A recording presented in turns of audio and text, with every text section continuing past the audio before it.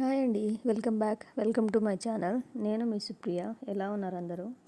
ఈరోజు మన వీడియో ఏంటంటే ఒక స్నాక్ రెసిపీ అండి. ఇది మీ అందరికీ తెలిసే ఉంటుంది. నేను ఒకసారి చెప్తాను, మీరు కూడా ట్రై చేయండి. చాలా సింపుల్ రెసిపీ అండి. మనం పూరీకి చేస్తాం కదా, ఆ పిండితోనే ఇది చేసేయచ్చు ఈజీగా. మనం పూరీకి ఎలా అయితే చేసుకుంటామో అలా రుద్దుకొని దాని తర్వాత చాక్తో స్లైసెస్గా కట్ చేసుకోవాలండి. నేను వీడియోలో చూపించినట్టు కట్ చేసుకోండి.